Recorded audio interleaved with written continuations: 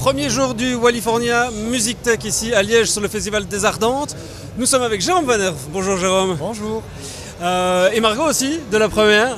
Bonjour. Pour discuter un petit peu justement avec toi Jérôme, cheville ouvrière de ce Wallifornia Music Tech. Peut-être situer d'abord en quelques mots, c'est quoi ce Wallifornia Music Tech? Alors, le Wallifornia Music Tech, c'est une ASBL qui a été créée par le Festival des Ardentes, par la ASBL Gotoro, par le Théâtre de Liège et par le Kix Festival de Namur.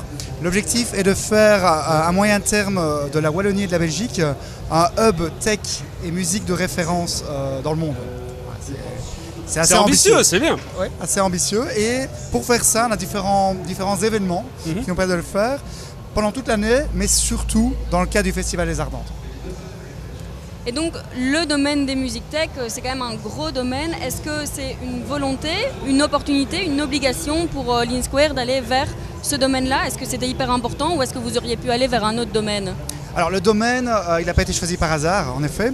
Avec Lean Square, on travaille, et le Wallifornia Music Tech, on travaille sur le domaine des musiques tech, mais d'autres domaines aussi par après. On en parlera peut-être par après. Déjà à Liège, il y a déjà depuis quelques années quelques startups dans le domaine de la musique et des nouvelles technologies. On pense à Musimap, on pense à Playground, ils sont d'ailleurs ici sur le festival. Il y a les Ardentes, quand même un gros festival. Et aussi la Belgique, pas que Liège, est une terre de festivals reconnue internationalement. On a une position très centrale en Europe.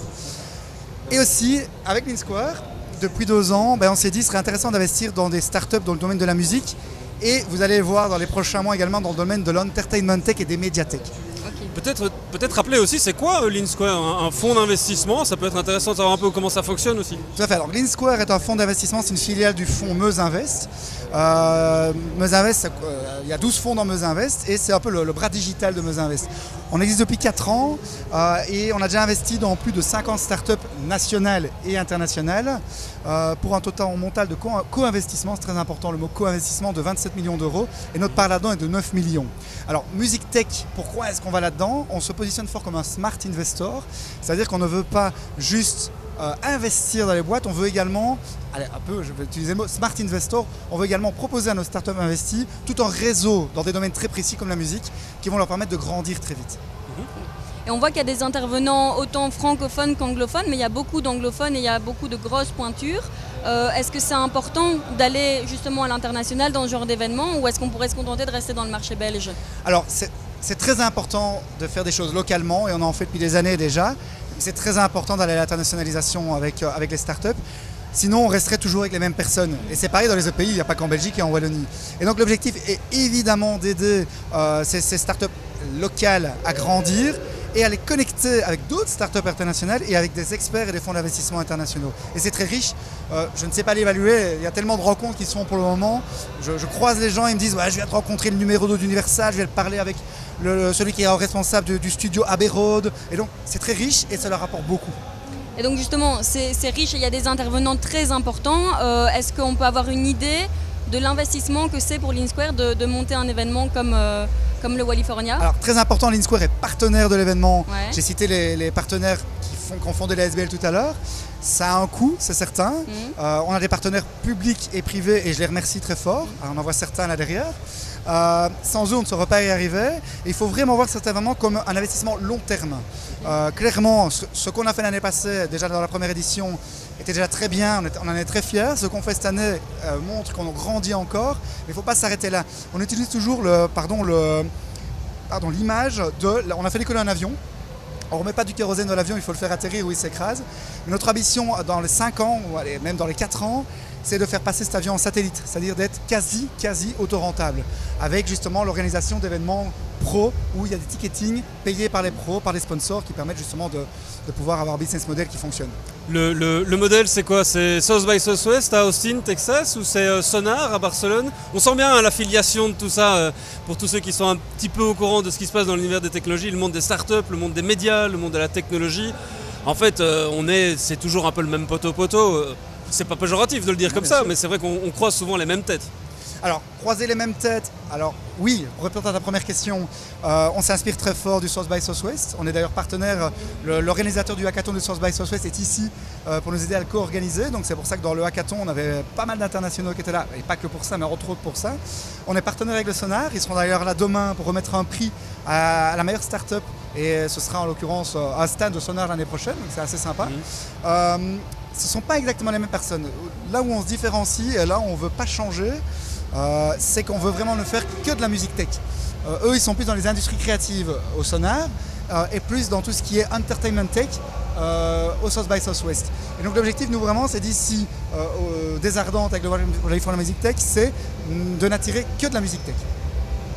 Et justement, California Music Tech, c'est un nom un petit peu hermétique, en tout cas pour quelqu'un qui n'est pas dans le domaine. Est-ce que ça trahit justement cette volonté de ne s'adresser qu'à un public, si pas de niche, en tout cas un public déjà aguerri aux nouvelles technologies autour de la musique, ou est-ce que c'est ouvert à tout le monde? Alors c'est ouvert à tout le monde. On a fait des activités en ville avant les Ardentes, ouvert au grand public, et c'était une première étape, c'est resté petit, on veut le faire grandir d'année en année.